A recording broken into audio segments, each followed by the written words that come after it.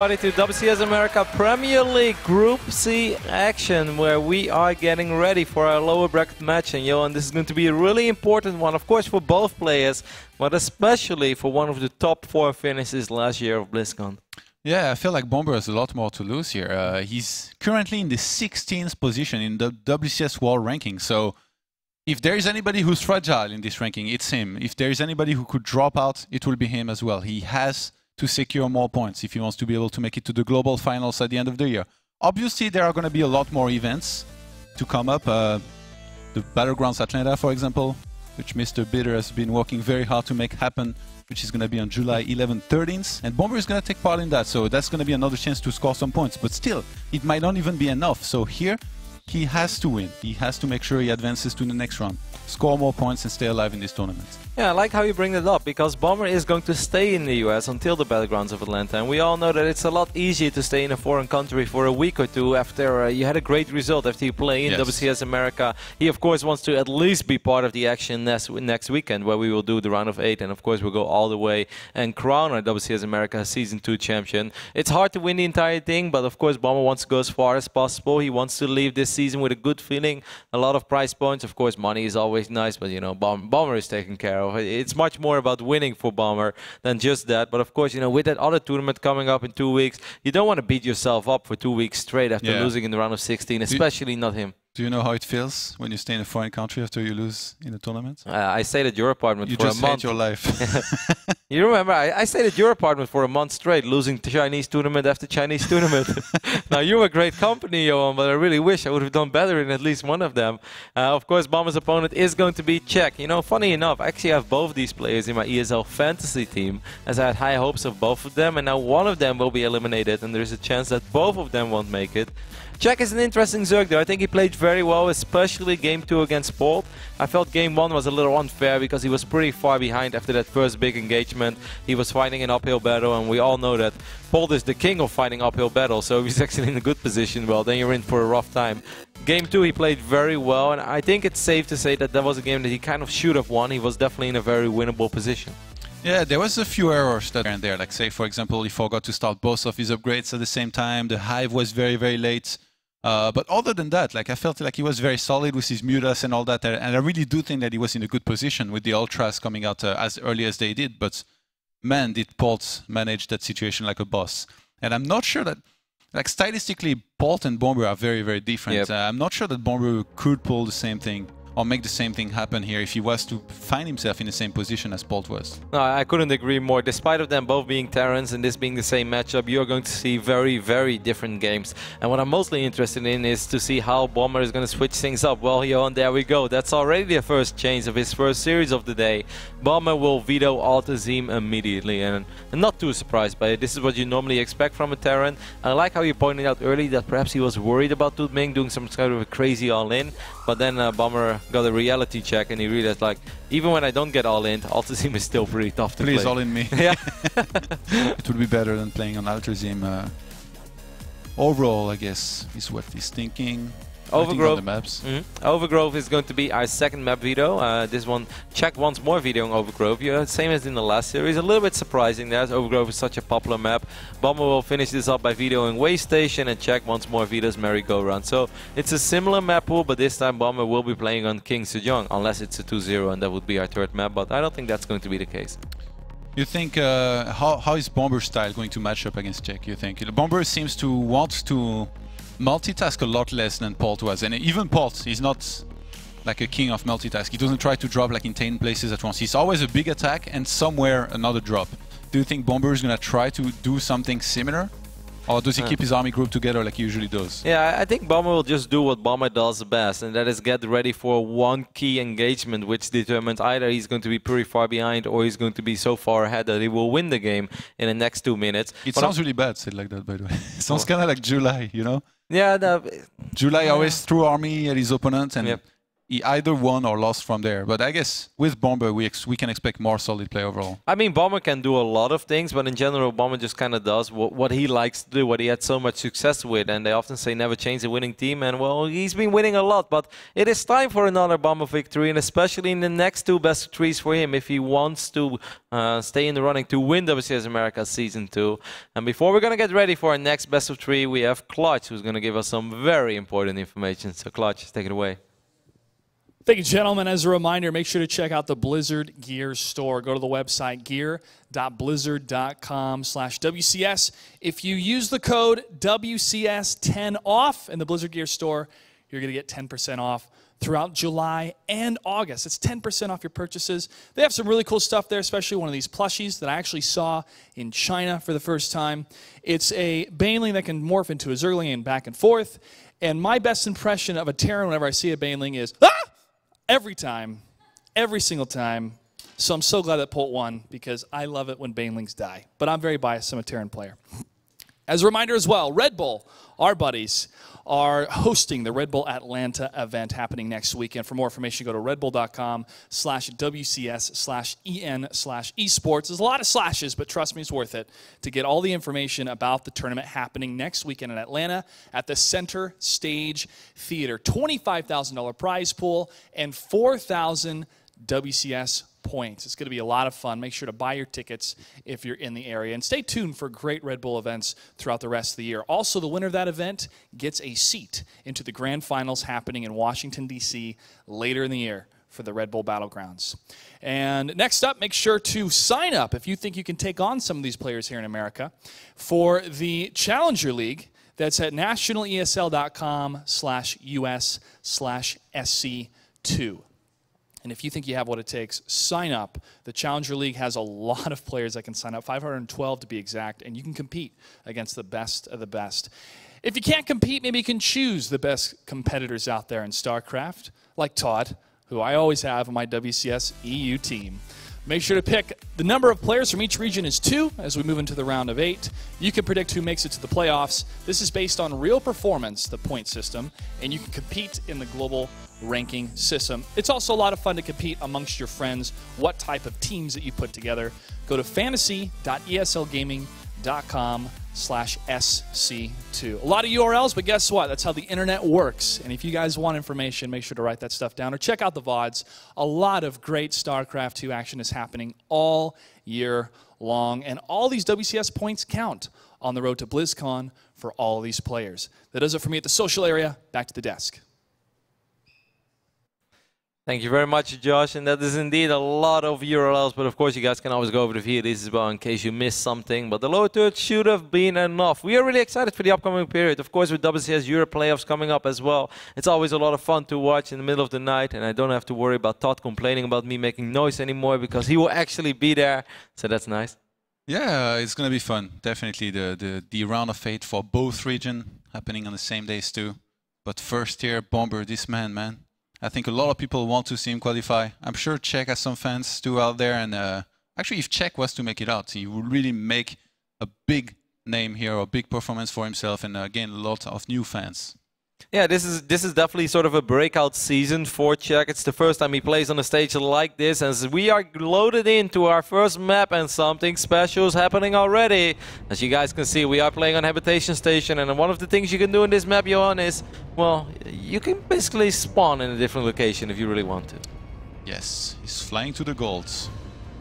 Bomber, of course, our red Terran player who originally spawned on the left top side of the map and decides to move to the 11 o'clock position where our gold base is located. He's representing Red Bull.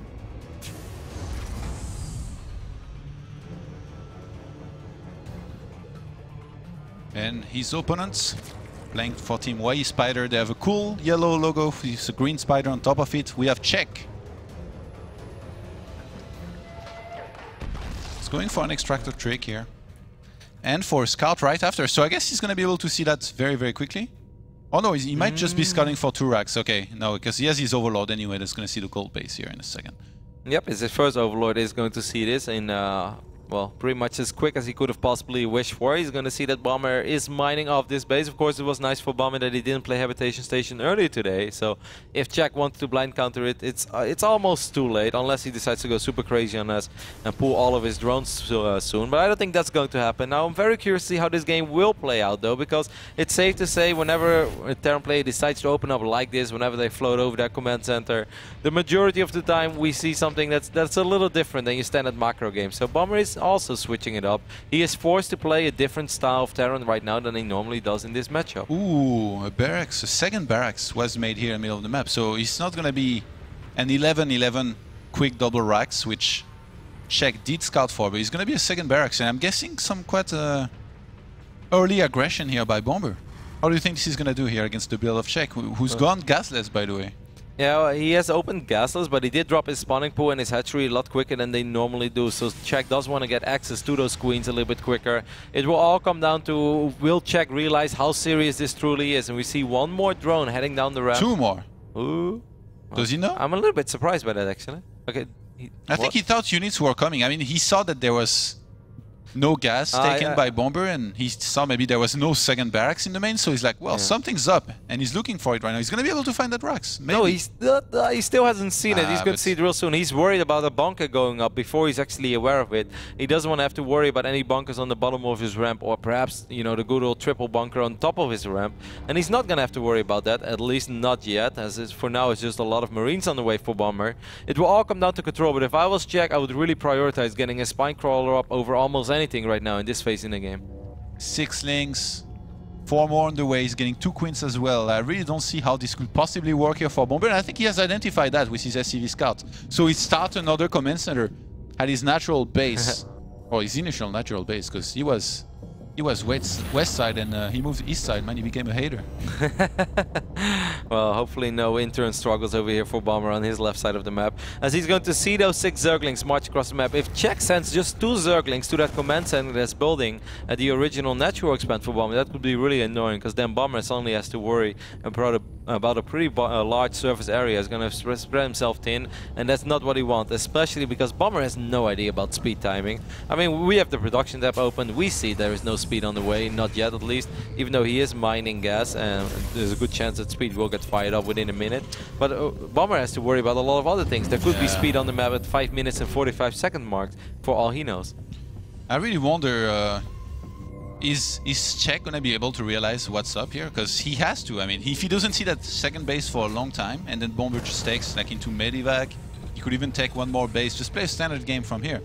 He's even going to be pretty hard to harass, because I'm expecting him to start walling off that one ramp next to his second command center. Man, what a ballsy play here, and good adaptation too. I mean, if he had committed to some kind of aggression with the bunkers and all that, I really think he would have gotten crushed, because Czech was getting a lot of links. He was very suspicious of this. So I really like that Bomber identified that he had to transition. No, I couldn't agree more. There were plenty of links on the map. He fired up both queens immediately, and he was also getting the spine crawler. We see one happy little Zergling over here on the left bottom side of this map that is rallied towards the natural of Bomber. And with speed halfway down now, Bailing Nest going down already. And I really wonder what kind of a Bailing Nest is this? Is this the type of Bailing Nest where Czech says, I don't think you're going to be able to be ready to deal with Bailings on both locations at once? Or is this just a defensive Bailing Nest because he's worried about large groups of Marines walking across the map, as the rush distance is not very far? Yeah, you know, one can become the other in this kind of situation. His speed's about to finish. He's going to try to go for another scout with the one link, and I think this time he should be able to see that there is a base there. And I mean, right now, he already sort of knows. He's just looking to confirm, and yeah, he's going to see that. From there, he can decide what he wants to go into. Czech just made a bunch of drones, so he's just going to start a third. And you might just play this standard and drone up. No, he starts 10 links, actually. So even though he's starting the third hatch, he's still going to get a lot of links, and I think he wants to try and go where Bomber is going to have less forces to try and break him. But Bomber's defense, man. I really like that Bomber is getting a tank. He can just put that tank on the high ground of his gold base, and that's going to keep him safe for a long time. Then he can also get a tank later on at his natural. But this, okay, he's going to send his first tank to the natural. I think that is very... That position, man. How do you reach that boy? I mean, like if the bunker falls, it's going to be actually quite easy for Zerglings to jump on top of it. Of course, Yeah. if there's more tanks, it's going to be very hard. Even though the tanks will still do friendly fire, it is really important that Bomber is going to identify real soon what is happening. He's spreading himself pretty thin because he has to worry about defending a very large location. He's dropping supply depots left and right. 16 banelings, Roddy. I'm quite worried over here for our Red Bull Terran player. There are 2 Evo chambers going down on the right side of the map, so Czech is still thinking about another phase in this game, but this could get tricky. This could get very tricky, actually. It's all about the tank. Will the tank be able to get enough shots off on these banelings? Czech is just going to go for the natural He's for too close now. to the wall. He's going to do just that. The banelings get into the natural. Imagine 3 save. Oh my god! Wow, He doesn't lose that many SCVs, and all those links are trapped. Excellent control there by Bomber. He's going to stim forward. He should be able to clean up the majority of these Zerglings as well. And during all this, Bomber has a medevac in the main base of Czech. He's stimming towards the drone line right now. Oh, this went very well for Bomber. I was worried, but Czech not going all out with his aggression might actually backfire over here, Johan. He didn't deal the damage that he was looking for and had no units at home. He could get the Baneling Nest. Yeah, Czech committed everything he had to this. This didn't do enough damage. He gets the Baneling Nest now. There is no tech for Czech other than just pure Zerglings. He's gonna restart the Baneling Nest. This is obviously pretty expensive at this point. He has Bomber can start attacking now. not much economy. Bomber can start moving forward. 3 siege tanks, plenty of Marines to work with as well, and already 2 medevacs against a Zerg player with no Baneling Nest. This is a dream scenario for any Terran, and I don't really see how Czech is A, gonna buy time for himself, or B, ever win a straight-up engagement. More and more Zerglings are falling. I really feel that Czech was too indecisive there. Like, either you go all out with an attack like that, or you don't do it. But you don't do it while getting 2 evolution chambers on the other side of the map and trying to drone up during a little attack like that. Because now he has to worry about siege tanks knocking on his front door, Marines stimming up the ramp. He is still going to lose these evolution chambers, and Bomber is in an excellent position now in game number 1. He's going to try to counter-attack, by the way, with some links, but I just don't see it happen. There is the wall of ready at the natural here for Bomber. He has a tank as well helping. I don't think those links are ever going to get in. Yeah, they're going to go for the tank, but there's some Marines behind this to help. And in the meantime, Czech's natural is being breached right now. He's morphing in a lot of banelings. They are going to finish on time to help against this, but there might just be too many units here by Bomber. He picks up and escapes. Excellent job there by Bomber as well. Babysitting those units, dropping Marines one by one, forcing these banelings to detonate on it. A little bit sloppy by Czech, but excellent play by by former StarTales Bomber. Now this Red Bull's Bomber. Still dropping Marines one by one. Man, I wouldn't want to be a soldier on the squad of Bomber. This drops you, man. His nickname is Bomber. What did you expect? Jump on the grenade for me. It's like, I'd rather live. Not today, man. Bomber with an excellent position. He is having that lockdown still, like as you always refer to it, Joe. And he's up 20, 30 army supply. He's up in tech. Yeah, he's all over the place. I don't really see a way for Czech out of this. Czech's gonna try to get as many links out as he can. He actually has a lot of banelings. He might be able to hold this wave of units, but I mean, even then, as I said, these 2 tanks, they had to say something about this. GG. Wow, convincing game 1 victory over here by Bomber, who goes for the good old habitation, lift off to the gold base. That was a solid performance by him. He did everything right. I really think that Czech kind of digged his own grave over there, Johan. Like when you make that many units in that phase in the game, then either just try to win the game or don't do it. But like if you try to do both, especially when Terran is expanding towards the gold, you know that you can't really throw away units because this is going to be a very explosive game. This is not cross-map Altazine where you can morph a bunch of banelings and if it doesn't work, you'll still be fine on the other side of the map. No, if you morph 16 banelings and you do nothing with it, well, you're going to have a lot of issues with dealing with the Terran army that's going to march across the map. And habitation is very small, especially when they spawn at the gold. You're either all in or you're all out. I was in Vegas with you last weekend, and I know which one you pick, Roddy. Yep. And I know which one Czech should have picked here because he just went for it halfway, made the units and then made runs, and it just doesn't work against somebody like Bomber. I have to say, though, even if he went all in here and made more units, I don't think he could have breached Bomber. Like, the initial attack just didn't do enough. Because of that wall of depot, plus the engineering bay, he had to sacrifice a lot of banelings. And the detonations were just not good enough on the SCVs. He would have had to kill a lot more. He was still on 40 drones against 30 SCVs behind this, but double orbital plus the gold, you don't really care if you're a Bomber. No, but if you go all in, then I think instead of trying to hit the natural and trying to kill SCVs, you should go for the units, jump on that tank, kill the bunker, try to overrun the Marines, and still stream additional Zerglings and perhaps a few more Banelings across the map. Just try to straight up win the game. He didn't do that. You know, his idea is excellent on a larger map, but on Habitation, when the Terran takes the gold, you know, if you fail an attack, the Terran is going to come back swinging at you, and it's really hard to deal with. Of course, picking up the Baneling nest, and of course, props to Bomber for still thinking about being aggressive while actually being, you know, what you normally say, you're on the ropes a little bit. You have to make sure you don't die, that you don't take too much damage. Bomber is like, nah, I got enough. I got a bunker, I got a wall, I got a tank, I got another tank. I can actually send 8 Marines to his base, because if I stabilize here, those Marines will win the game, and that's exactly what happened. Look at this little Jim Raynor and Kerrigan, man. They're so cute. The Kerrigan one actually scared me when I saw it in the box, but no, it looks really, really cute. Of course, these figurines, I think they're called, you can be found in the shop that we talked about earlier. You get 10% off. I am obsessed with... Is there a Protoss one? I'm obsessed with the hammer in the Blizzard shop. What do you want to do with it? I don't know. Just swing or walk around with a hammer in my neighborhood. You want to drop the hammer on some neighbors if they are too noisy or something? No, that hammer is badass, and it's actually extremely heavy. You can use it for lifting. Just like pretend like you troll. Walk out with like bring it a to Mountain King hammer or something? Yes, bring it to the gym and just like start running on the treadmill. That's next level meta, man. You get a 2-in-1. You get your biceps pumping while showing love to the Warcraft universe. Sounds good. I think it's a fantastic idea. Either way, game number 2 is going to be played on King Sejong Station as Bomber with Tournament Live on the line, even though he has to, he can lose one map. And of course, check his Tournament Live is on the line. I'm Sergio, and I'm going to lose one of my Fantasy League players. This is not what I signed up for. Looks like your fantasy is going as good as your soccer betting already. Exactly. It's okay. Holland is still doing well. I'll just avoid betting on my own country, and hopefully we win the World Cup. King Sejong Station for these 2 players here. Let's see if Bomber can seal the deal or if Czech can equalize the score. As our Blue Zerg player spawning on the left top side of the map, representing Way Spider. Give it up for Czech.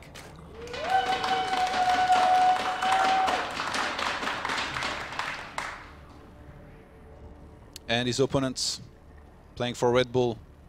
He's currently ranked 16 in WCS World Rankings. He needs more points and your support. He's Bomber. You were talking with Bomber earlier, and I remember you asking him how he felt about the matchups and all that. And remember what he said? He said, TVT is good, but since I might play Bolt, it doesn't really matter because he's very, very good.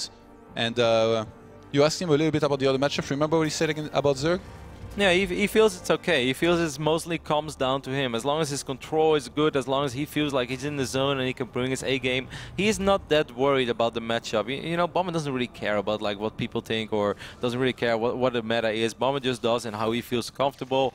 He's been playing non-stop. You know, he's been at my apartment, and even though my apartment has seen us grind quite some games, the last 7 days, Bomber a solid 35 to 40 games every single day. Every now and then I'm worried. I was like, Bomber, are you still happy? He's like, oh yeah, I'm happy. You know, he walks every now and then. He walks to the 7-Eleven. He gets some snacks and he just goes back to laddering like the monster he is. It's funny because he plays with speakers and he plays with the game music. So basically, I got this music in my head that's like never leaving my head right now. Like I heard it non-stop for like 12 hours a day the last few days. Bomber is a true gamer, guys. He's like as nerdy as they come in the good way of things. Because he was asking, he's like, is it okay if I play with speakers? I was like, yeah, but not too late, you know, because there are other people in the apartment and trying to sleep. He's like, ah, okay, so 3 a.m. use headset? I was like, well, a few hours earlier if possible, Bomber.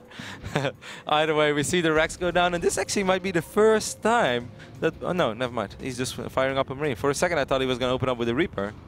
And then he tricked us. No, now he cancels the Marine. Bomber, make up your mind. There we go. Yeah, a little bit indecisive here. I wonder if he had planned some way to maybe let that Marine finish, had he seen, say, for example, a drone scout. Or an Overlord, perhaps. Yeah. So this makes sense with the barrack placement here.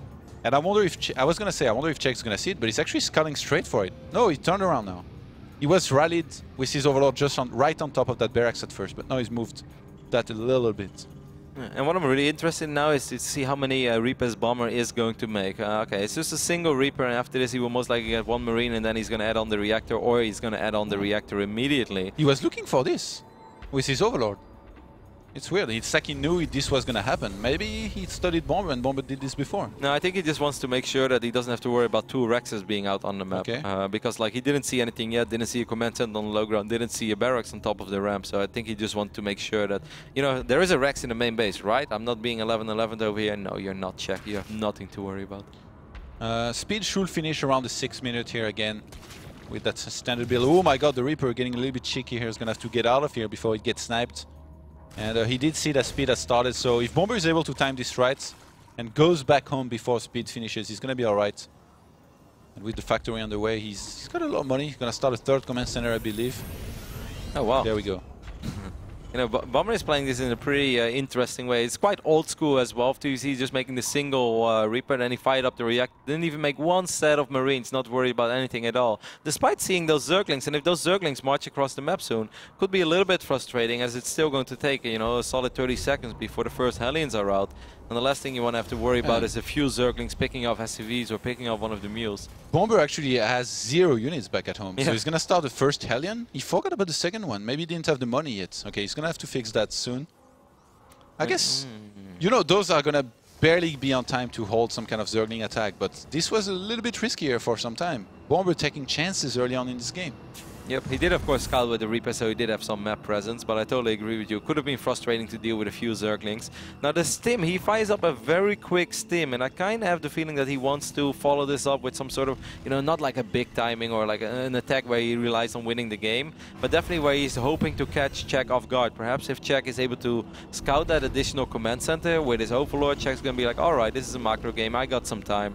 And then Bomber might just actually try to surprise him with a bunch of Marines, maybe a few Marauders in the mix with stim, and then a bunch of Hellions. A single eBay, by the way, for Bomber here, who started 2 additional barracks. What do you make of this? He wants to get a lot bio and medivacs out quickly so that he can start dropping maybe while taking a 3rd. This is not his style. Bomber is the guy that makes mass Marines and moves across the map with them. I feel like this is sort of like a pseudo push, which comes a lot quicker than normally medivacs come, as he's throwing down the eBay in the front as well. The Overlord in the main base gets a good scout off though, and I wonder if Czech is going to be able to put all the pieces in the right place as he sees Stim being researched, as he sees 2 more Rexes going up. He's probably wondering like, wait, you're getting 3 Rexes before you even ever get his starport? What's the purpose of this? Yeah, could be scared of some sort of heavy pressure here. Bomber again going for Stim before Combat Shield. We've seen him do crazy things before with quick Combat Shield.